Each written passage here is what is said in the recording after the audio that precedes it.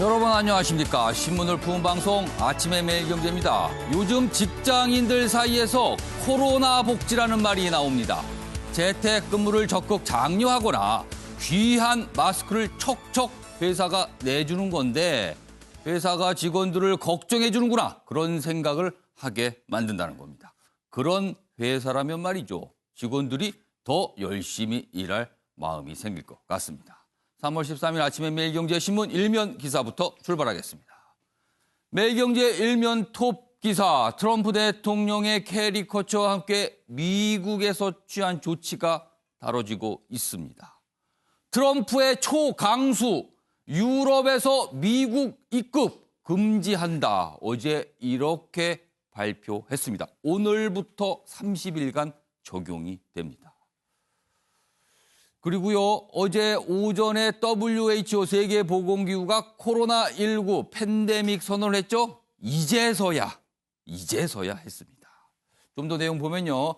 미국 사상 초유의 여행 제한 조치입니다. 유럽에 대해서 이런 조치를 취한 적이 있었나 이렇게 생각이 듭니다. 26개 국가 30일간 적용되는데 영국은 또 뺐어요. 설명은 없습니다.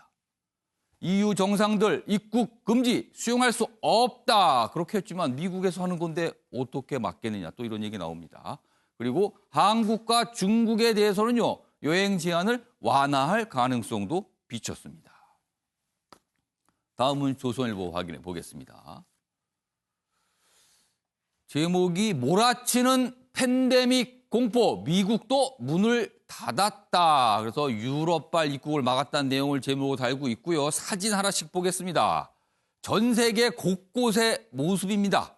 일단 공통점은요. 사람이 없답니다. 지금 한눈에 쭉 보이시죠? 하나씩 보면은요. 첫 번째 사진 보겠습니다. 뉴욕 타임스퀘어입니다.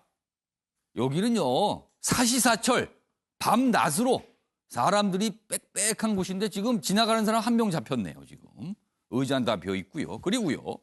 바티칸 성 베드로 광장 여기도 사시사철 사람으로 붐비는 곳입니다. 없습니다. 마지막 사진은요. 방콕 수완나품 공항입니다. 공항인데요. 새로 지은 건물 같습니다. 아무도 없습니다. 세계 곳곳의 모습입니다.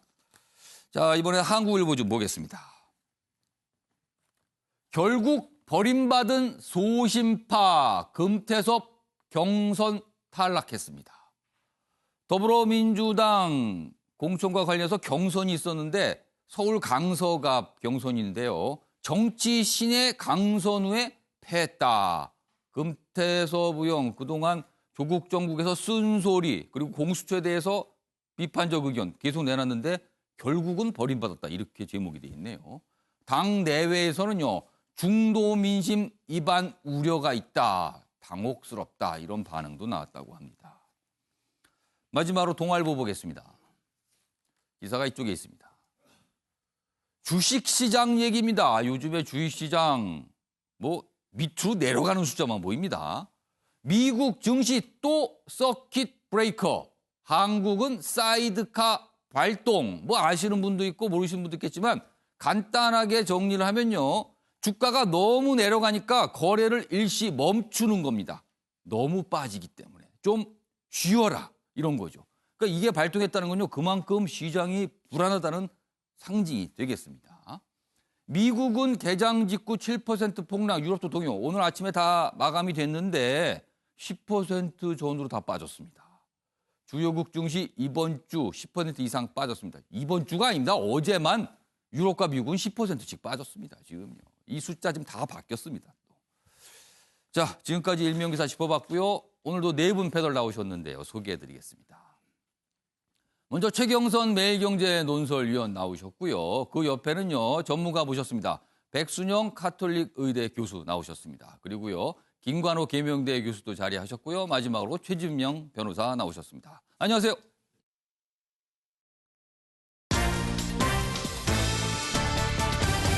오늘 다룰 주요 이슈를 정리했습니다. 아침을 여는 키워드 세 가지입니다. 유럽 봉쇄입니다. 언론에서 이런 표현 나옵니다. 대서양 봉쇄라는 표현도 있습니다. 미국이 유럽을 막은 겁니다. 그리고요. 대중교통 포비아, 뭐 공포란 뜻인데 공포까지는 아니지만 대중교통 이용하시는 분 중에서 좀 찜찜하다 이런 생각하시는 분 지금 많습니다. 결국 탈락, 여당 내에서 있었던 소신파 의원의 공천 탈락 얘기고요. 마지막 키워드는요, 국가 망신이다. 역시 야당에서 나온 말인데 공천과 관련해서 이런 얘기를 하신 분이 있습니다. 그래서 논란이 좀 되고 있습니다. 이렇게 네 가지 키워드로 오늘 내용 정리했습니다. 그리고요, 첫 번째 이슈는요, 미국에서 들려온 유럽 봉쇄 결정, 이 얘기부터 좀 해보겠습니다. 트럼프 대통령이 등장합니다. 트럼프 초유의 코로나 장벽, 유럽발 입국 금지. 요 작은 제목으로 영국 제외. 정확히는 영국과 아일랜드 제외입니다. 유럽의 26개 국가면 다 들어가는 거잖아요. 근데 영국하고 아일랜드는 뺐어요. 혹시 영어를 쓴다는 공통점이 하나가 있는데 이유는 설명이 잘 안 되고 있습니다. 지금요. WHO 팬데믹 선포한 날 30일간 차단한다. 그러니까 한 달간 막겠답니다. 그러니까 오늘부터입니다. 한국, 중국은 상황 보며 재평가했다. 그러니까 유럽과 달리 우리나라에 대해서는 긍정적인 입장을 보는 거예요. 혹시나 또 우리도 무슨 조치가 있는 거 아닌가 걱정했는데 일단 아닌 걸로 나왔습니다. 그래서 이 얘기가 지금 논란이 좀 되고 있는데 특히 영국과 관련됩니다. 그러면 여기서요, 트럼프 대통령이 한 이야기 확인해 보겠습니다. To keep new cases from entering our shores, we will be suspending all travel from Europe to the United States for the next 30 days. And it requires cooperation rather than unilateral action. The European Union disapproves of the fact that the U.S. decision to impose a travel ban was taken unilaterally and without consultation. We don't know really what's going on yet, and hearing a lot of different information, whether it applies to us, whether it doesn't, whether things can change, and every. 대서양을 사이에 두고 미국과 유럽은요, 엄청나게 많은 사람이 오가고요, 엄청나게 많은 물건도 오갑니다. 물론 이번에 물건은 가능합니다만 사람이 오가는 게 어려워진 거거든요. 그리고 미국과 유럽 특수관계 아니었습니까? 사전에 귀뜸이라도 할 만한데 전혀 하지 않았다는 겁니다. 그런데 이런 기사가 있습니다. 보시죠. 다음입니다. 또 트럼프 리스크. 어제 트럼프 대통령이 저렇게 결정한 게 리스크라고 평가가 되고 있어요. 왜 그런가 하면 공중보건 전문가를 패싱하고 사위와 상의를 했다. 이게 이렇게 같이 나열될 수 있는 건가요? 공중보건 전문가 그리고 사위. 전문가는 건너뛰고 사위하고는 진지하게 얘기하고 그리고 결정이 났다. 이런 겁니다. 이런 일이 있었군요. 보겠습니다. 사위 쿠슈너 조언의 비상사태 선언 미뤘다. 유럽발 입국 금지도 준비 없이 단행. 금융시장 요동 고려 않고 초강수. 그러니까 뭐가 앞뒤가 안 맞는 거예요. 먼저 이런 강력한 조치를 취하려면 국내에서 비상사태 선언 이런 걸 하잖아요. 근데 이건 안 하고 있으면서 유럽발 입국 막은 거예요. 그러니까 시장에서는 어리둥절한 겁니다. 그래서 어제 미국 유럽 증시 엄청나게 폭락을 했습니다. 근데 알고 봤더니 사위와 상의를 했다. 이런 얘기가 나오고 있습니다. 이 얘기는 우선 김건학 교수님한테 좀 질문 좀 드리겠어요. 외교 전문가시니까요. 이거 어떻게 된 걸까요? 예, 지금 트럼프가 리스크가 굉장히 큰 상황이거든요. 그러니까 지금이 선거 국면이 아니라 그러면 여러 가지 강력한 조치들을 더 취했을 테고, 우리가 지금 얘기한 대로 뭐 비상사태 등과 뭐 이런 것들을 할 텐데, 지금 이거 선거 국면이기 때문에 큐시너, 그러니까 사위인데 모든 문제에서 사실은 정치 관련해서는 큐시너하고 상의를 하거든요. 그러니까 지금 이 상황에서 예컨대 뭐 더 강경한 조치를 취한다. 그러면 이게 곧 경기 위축으로 이어지고 그것이 실질적으로 선거에 불리한 장면으로 만들어진다는 거죠. 또 너무 온건하게 이걸 조치를 취하면 이게 사실 확산이 더 커지고 그러면 이제 방역 실패로 와가지고 또 그것이 선거에 불리한 이제 장면이 만들어지기 때문에 세게도 약하게도 못하는 굉장히 이제 어려운 딜레마의 상황에 지금 빠져 있는 것입니다. 근데 사위가 뭐 이렇게 전문가입니까? 이런 쪽에? 사위가 백악관 고문이에요. 그러니까 사실은 변호사인데 그 뭐 공중보건이라든가 뭐 여기에 전문 지식이 거의 없죠.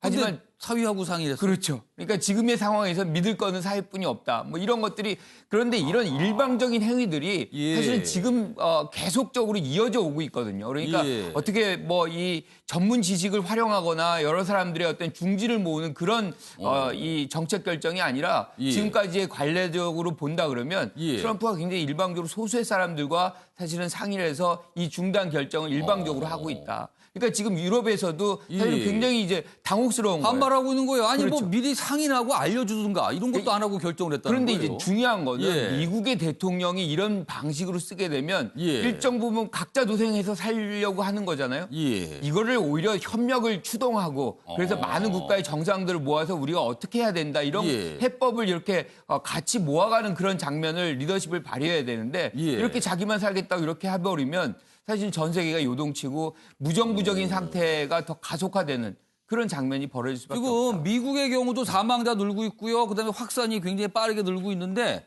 사실 트럼프 대통령이 어제 유럽발 입국을 막으면서 내세운 이유 중에 하나가 지금 미국에서 확산되는 게 유럽으로부터 왔기 때문에 그렇다는 이런 얘기를 했거든요.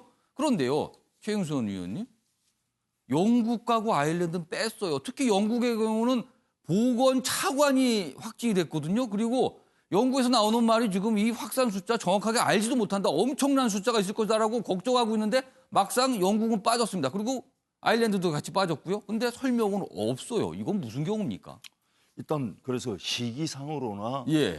대상을 고르는 문제에 있어서나 사실은 좀 이해가 도저히 안 됩니다. 그러니까 예. 현재 미국 내에서도 코로나 감염이 확산되고 있는 상황에서 예. 유럽을 막는다고 해가지고 지금 어느 정도 효과가 있을 것이냐 예. 이런 부분에 대해서 사실은 이해가 안 가거든요. 예. 옆에 전문가가 계시니까 도대체 현 단계에서 입국을 막는 것이 과연 감염 막는데 예. 도움이 되는 것인지 예. 일반인이 봤을 때는 전혀 이해가 안 되는데 특히 뭐 예. 나라별로 이렇게 또 차별화를 두는 것도 그러니까요. 도저히 이 뭐 아니 무슨 막으려면 기준인지 알 수가 다 없고 막든가 아니면 네. 선별적으로 진짜 위험한 것만 막든가. 근데 그것도 아니에요, 사실은. 상당히 뭐 정치적인 이유가 들어있지 않나 이런 생각은 하는데 예. 그 정치적인 의도가 구체적으로 무엇인지에 대해서도 좀 더 연구를 해봐야 될 것 같아요. 그래서 지금 아까 방금 전에 본 기사였지만 트럼프 리스크다 이번에 역시 이 전 세계 코로나19가 엄청난 리스크로 작용하고 있는데 여기에다 트럼프 대통령의 이런 종잡을 수 없는 격정이 또 리스크가 되고 있다. 그래서 시장이 요동치고 있습니다.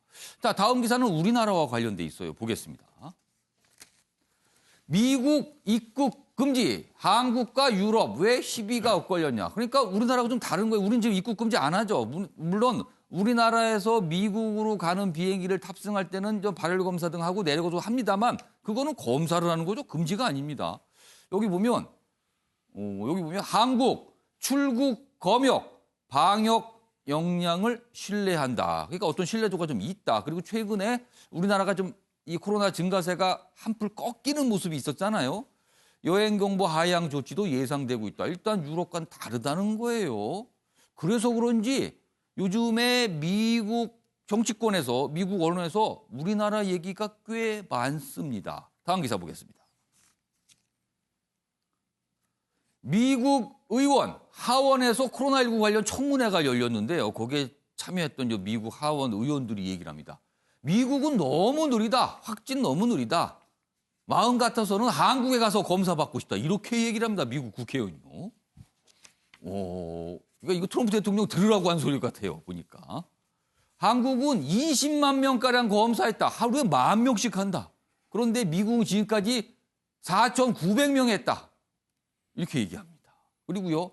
미국 언론에서 이렇게 나옵니다. 그러니까 우리나라 최근에 보였던 모습 사실은 마스크 대란도 있었고요. 중국발 입국을 왜 막지 않나 이런 논란이 있었지만 최근에 꺾이면서 어느 정도 이제 방역에 대해서는 좀 촘촘한 조치를 한 게 아니냐 이런 평가가 있습니다. 분명히 그거는. 자, 민주주의 국가의 투명성이 얼마나 탁월한지를 보여준 거다. 중국과 비교하면 더더군다나 그렇거든요. 중국이나 우리나라 어느 정도 급한 불은 껐는데 그 껐는 방식이 어떻게 보면 중국은 좀 뭐라 그럴까요? 강압적이다. 이런 느낌이죠. 근데 우리는 국민들이 자발적이다. 이 차이가 있는 거예요. 그러니까 민주주의 국가와 권위주의 체제 국가의 차이점이다. 이렇게 또 분석이 나오고 있습니다. 자, 그럼 여기서요. 트럼프 대통령이 우리나라를 거론한 대목 그리고 미국 하원에서 나온 이야기 묶었습니다. 보시죠. At the same time, we are monitoring the situation in China and the South Korea. And as their situation improves, we will reevaluate the restrictions and warnings. Has tested approximately 4,900 people so far. In contrast, South Korea has already tested almost 200,000 people. Why are we so far behind Korea in testing and reporting?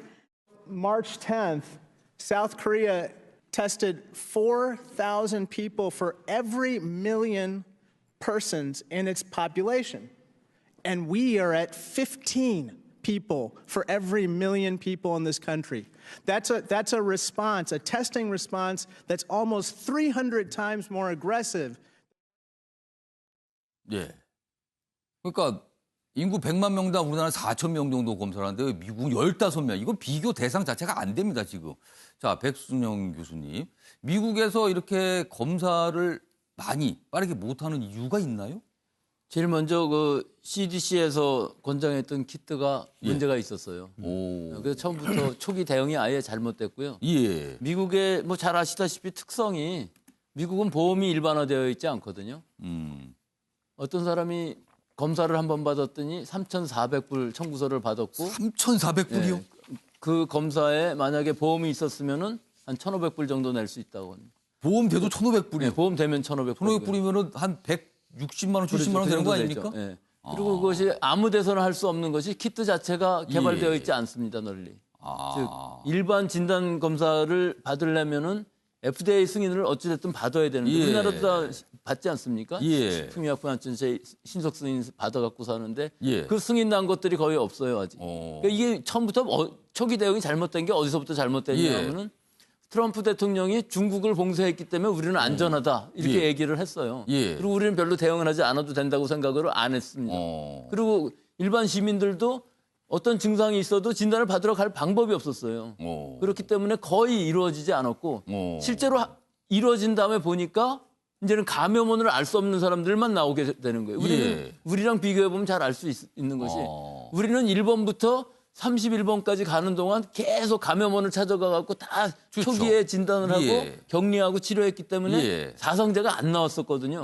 31번 이후부터는 이제 그걸 못 찾아가갖고 사망자가 나오기 시작하는 건데 미국은 사망자가 나와도 그 사람이 어디서부터 감염됐는지 모르기 때문에 지역사회 전파가 얼마나 있는지를 현재 모르는 상태입니다. 그러니까 엄청나게 많이 있을 수도 있는데 실제로 진단을 하지 못하고 있으니까 이런 문제가 생기는 것이죠. 국민들 입장에서 보면 굉장히 불안한 거예요. 사실은 그러면은 이게 트럼프 행정부가 비판을 받을 수밖에 없네요, 지금. 이거는 트럼프 행정부가 처음에 초기 대응이 너무 과도하게 자신감이 있었다. 이게 문제죠. 그러니까 한 일주일 정도로 기억을 되돌려보면 트럼프 대통령 뭐 통제되고 있다. 우리는 괜찮다. 이 얘기만 계속했거든요, 사실은요. 근데 실제로 나오는 결과들은 그때부터 벌써 이거는 위험하다는 것이 벌써 캘리포니아에서 한두 명 나올 때부터 그게 이상했어요. 역시 전문가의 얘기, 전문가들은 계속 미국에서도 경고를 했었거든요. 이거 위험하다, 가만히 있으면 안 된다. 미국이 이 바이러스에서는 세계 최고입니다. 그 옆에 서 있던 안소니 파우치 박사라는 분은 뭐 제가 미국에 NIH 있을 때부터 세계 최고였고요. 근데 그런 전문가 옆에 있는데요. 바로 옆에 있는데도 의논을 전혀 안 하는 것이죠. 사위하고 했습니다. 사위는 뭐 변호사니까 법적으로 어떻게 했겠죠.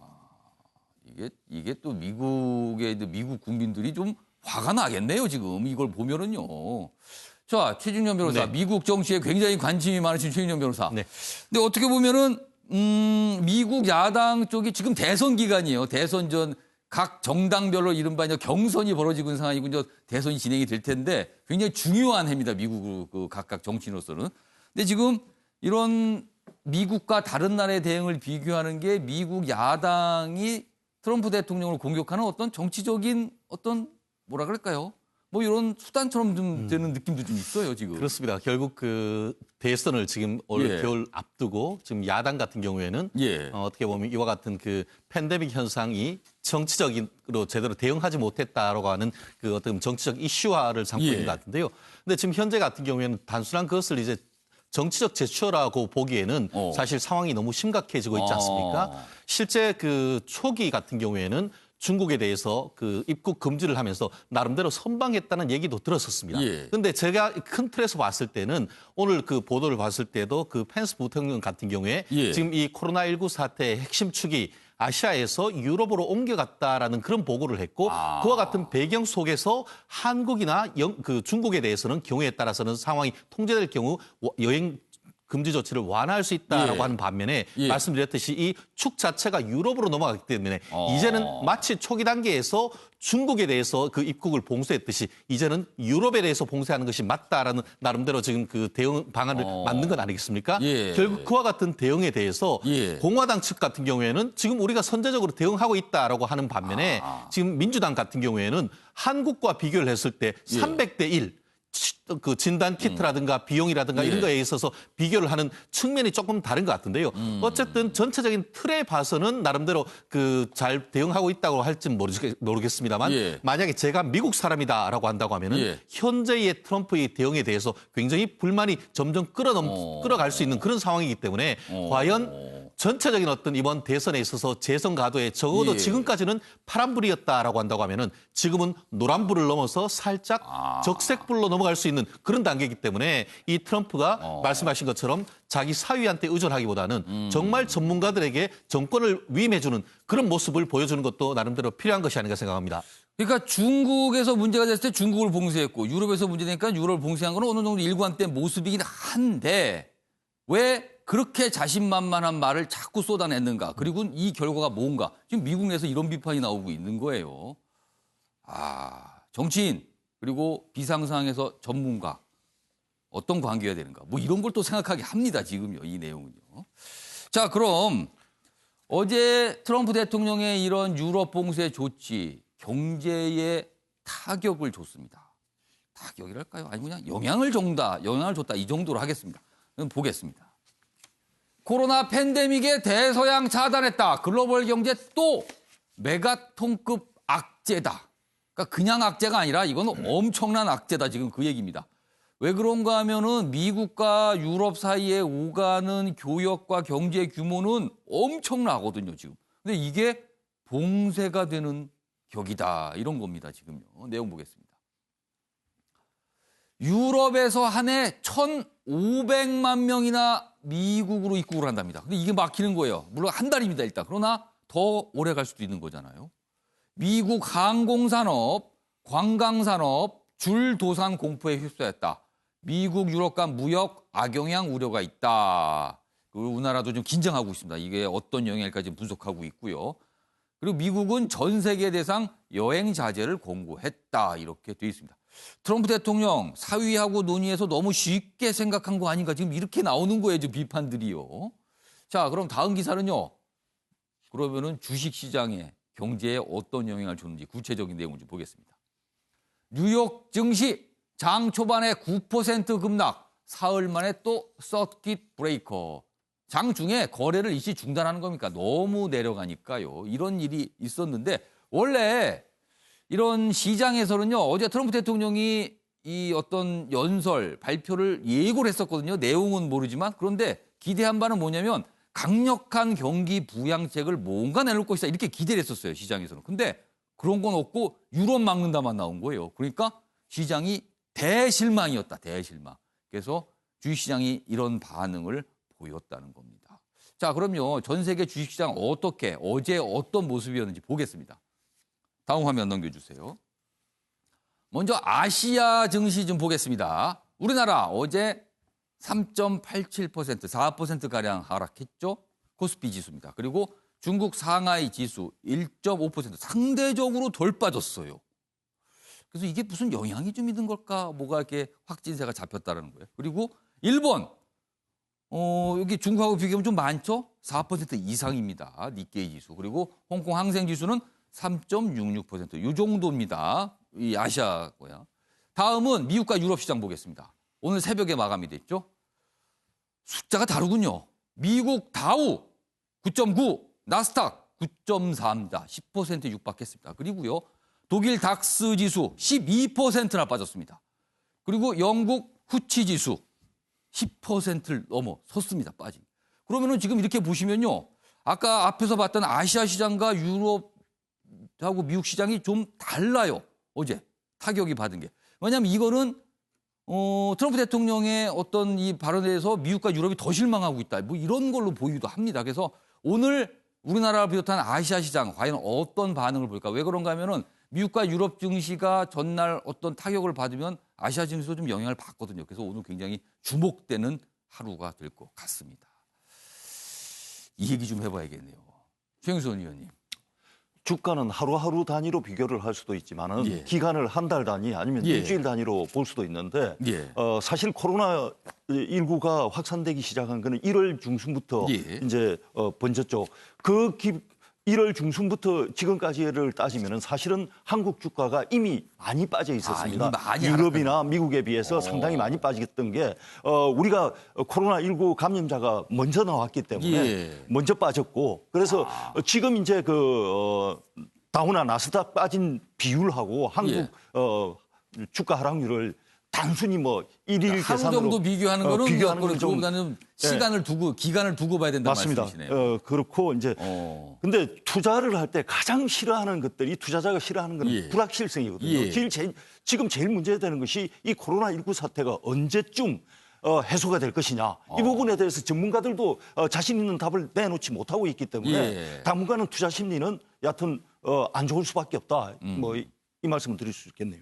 그러니까 어떻게 보면 우리는 이 코로나19와 관련해서 매를 먼저 맞았다 이런 뜻도 되겠네요. 근데 좀 맞습니다. 유럽과 미국은 본격적으로 지금부터 맞고 있는 거다 이런 뜻으로도 보일 수 있을 것 같습니다. 자, 그러면은요 구체적으로 경제 상황이 얼마나 좀 힘든 건지 뭐 좀 분석을 한 기사들이 좀 있어요. 기사 보겠습니다. 12년 만에 닥친 글로벌 경제 위기, 그러니까 12년 만이니까 2008년 금융위기 당시를 말합니다. 자, 이번엔 뚫고 나갈 실탄이 없다라고 설명되어 있습니다. 실탄이 없다고요? 보겠습니다. 첫 번째 뭐냐면요. 2008년 당시에는 금리를 가지고 뭔가 할 수 있었답니다. 그때는 금리가 미국의 경우 5%니까 내리면은 이른바 티가 좀 나잖아요. 금리 떨어지는 게. 근데 지금은 1%대입니다. 내려봐야 이게 더 내릴 것도 없다는 뜻이 됩니다. 그리고요. 10년 전에는 버팀목이 됐던 중국이 있었습니다. 10%대 성장률. 근데 지금은 중국 6% 할까 말까 합니다. 반토막 났습니다. 그리고요. 지금 유가가 폭락하고 있죠. 근데 이게 미국 셰일 업계가 타격을 받습니다. 유가가 싸지게 되면요. 도산된 금융위기까지 올 수 있다. 이렇게 또 얘기가 되고 있습니다. 김건학 교수님. 네. 사실 지금은 어떻게 보면 전문가들이 그래요. 2008년에는 금융위기였다.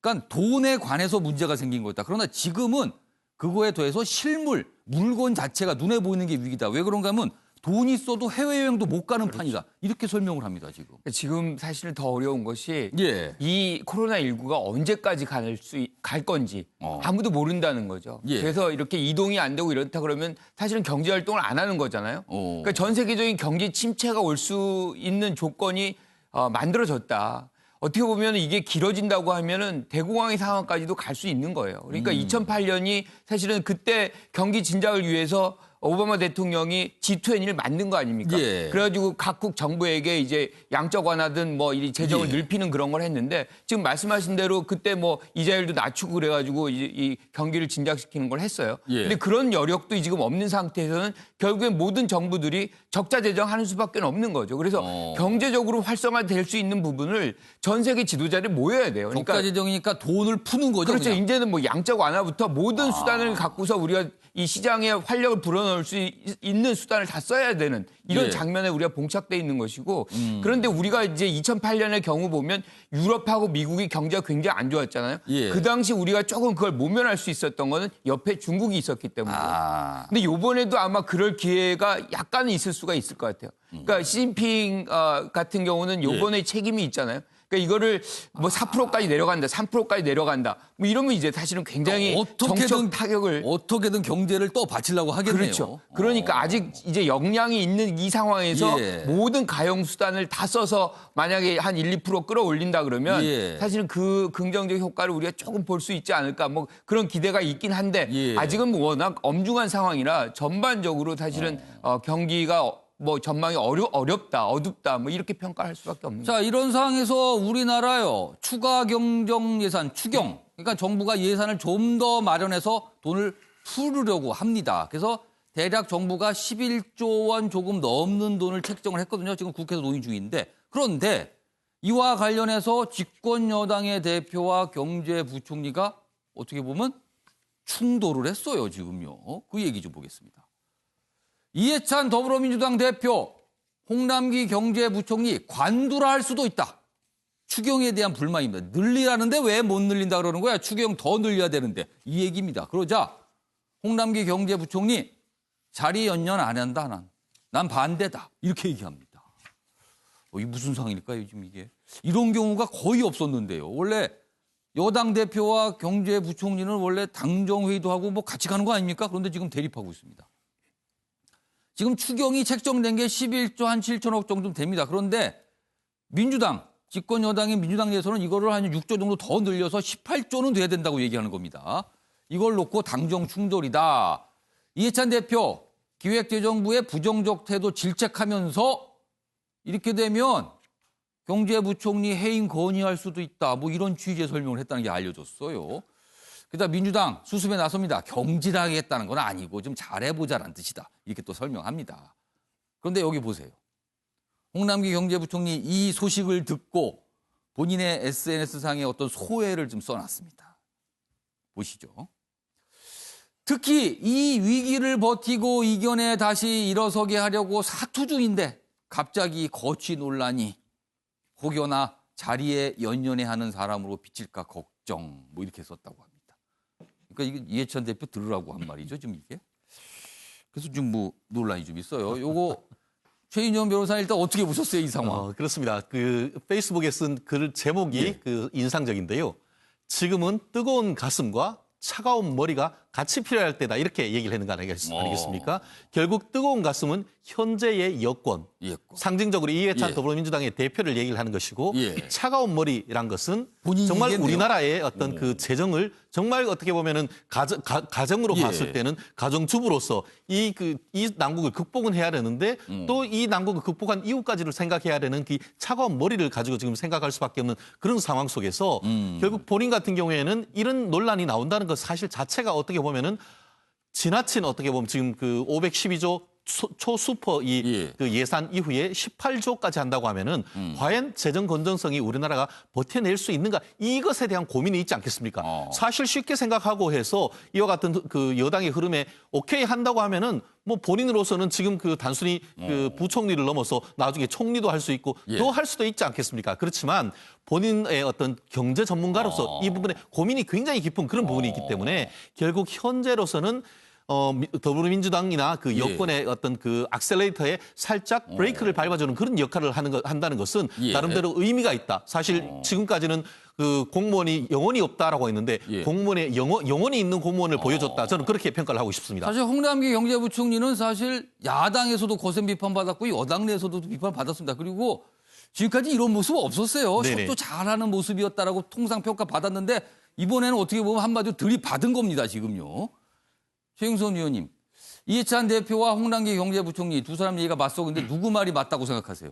저는 사실은 뭐 여당의 입장을 충분히 이해하는 편입니다. 왜냐하면은 위기의 성격이 2008년 금융위기와 지금의 위기는 좀 다릅니다. 금융위기 때는 수요 부분에서 수요가 얼어붙은 수요 위기였습니다. 그래서 돈을 많이 풀어가지고 수요만 살리면 됐는데 지금의 위기는 공급망이 같이 무너지고 있습니다. 그러니까 사람들이 이동을 못하고 하다 보니까 공장이 멈춰선 곳이 속속 있습니다, 지금. 그래서 사실은 그 홍남기 부총리가 얼마 전에 정책을 국회에서 답변하면서 어떻게든 버텨야 된다고 그러면서 울먹이기까지 했던 적이 있는데 그 정도로 지금 폐업이라든지 공장이 멈춰서는 문제가 있기 때문에 이런 때에는 보통 때와는 다르게 서로 재정 적자가 생기더라도 빚이 생기더라도 가감한 조치를 해야 된다는 측면에서는 저는 이해찬 대표의 말에 이해는 하는데 방역이든 경제 문제든 저는 항상 전문가의 말을 존중하라고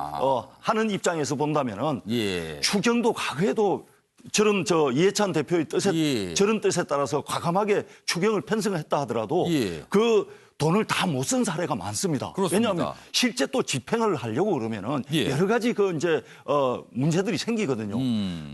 결국은 이해찬 그 대표의 뜻은 이해하지만 예. 홍 부총리의 전문가적 그 의견에 따라야 된다. 이렇게 좀 그러면은 양쪽을 언론은 주장을 할 수 있지만 최종 마무리나 그 정하는 거는 전문가의 의견을 적극 참고해야 된다. 이 말씀이시네요. 오늘 전문가 얘기가 참 미국에서도 나왔고요. 우리나라에서도 나옵니다. 전문가 얘기들.